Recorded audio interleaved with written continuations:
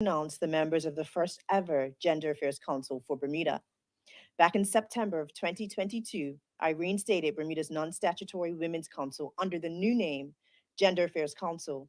Before I present the membership, I just want to give a brief backdrop on events leading up to the establishment of the council.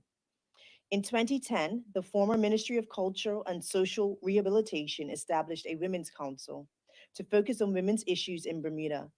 In 2017, the work continued with United Kingdom extending its ratification of the Convention on the Elimination of All Forms of Discrimination Against Women, CEDAW, to Bermuda. CEDAW is an international bill of rights for women that defines what constitutes discrimination against women and sets up an agenda for national action to end gender discrimination. For Bermuda to remain compliant with CEDAW, it must report on the legislative, judicial, administrative, and other measures adopted to implement the convention every 4 years. With the first deadline in 2023, this will be done through the Council. Additionally, the United Nations supports the concept that the basic moral and strategic imperative of a gender council is to ensure that all people, regardless of gender, can realize their full potential.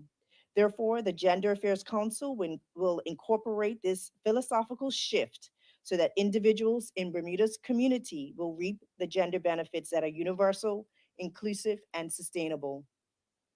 So, with the reinstatement of the council in September of 2022, the Ministry of Social Development and Seniors launched an expression of interest for members of the public to submit applications to serve on the Gender Affairs Council. Despite not garnering many applications from males at the time of the request, the ministry received an overwhelmingly positive response, with all applicants having extensive experience and knowledge. To this, I say thank you to every applicant who expressed interest in serving on the council. While I could not select all applicants, this process has reassured me that the Gender Affairs Council, alongside people in our community, will continue to strive towards addressing gender affairs. The Gender Affairs Council comprises of 10 members and represents a diverse cross-section of our community who represent government agencies, nonprofit and civil society organizations, and entrepreneurs. This afternoon, it is indeed a pleasure to announce the members of the council. Standing here with me are Ms. Lori Shield, who will serve as chairperson on the Gender Affairs Council. Michelle is the executive director of the Center Against Abuse since 2008. Michelle has provided leadership at the center, ensuring the provision of services to survivors of domestic violence and abuse and sexual assault, and establishing community awareness sessions on these topics. And Dr. Lucy Fremlova, who will serve as the deputy chairperson of the council. Dr. Lucy holds a PhD in applied social sciences and has over 20 years of experience working in the field of human rights, gender, and race equality.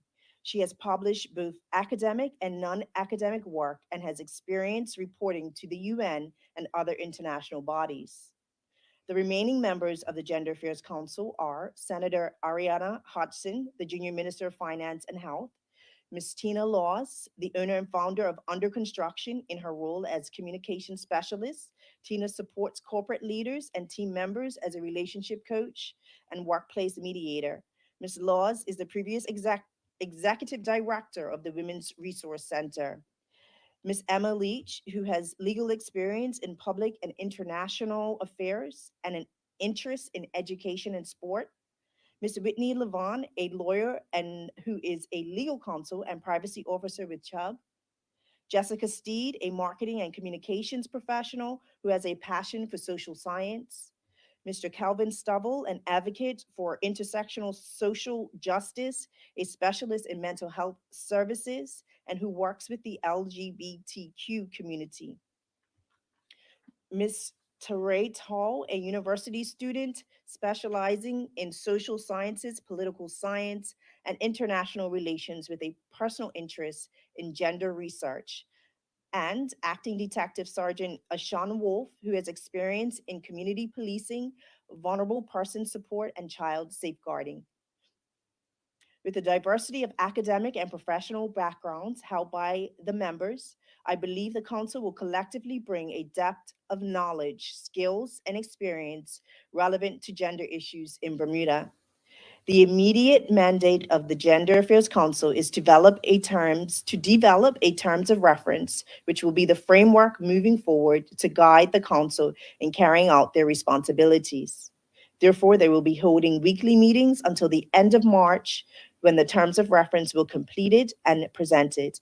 Overall, the council has the ultimate responsibility of identifying and advising on social, educational, economic, and legislative factors to advance best practice principles of gender equality and equity in Bermuda. Thank you, and I welcome any questions. Thank you, Minister. Gareth, did you ask some questions? You're fine? The other two ladies like to say something before we end? Just a few words? Sure. Yes, on behalf of the Gender Affairs Council, I just want to thank the minister for putting this together. It has been a long time coming for Bermuda. And so we have a great team of individuals that the minister has pulled together. And so look forward for more from the council in the future. I would reiterate my thanks to the minister, and I, just like every other member, look forward to the important work of the Gender Council. So thank you very much, Minister. Thank you. And thank you, everyone, for joining us. That concludes our press conference. Thank you.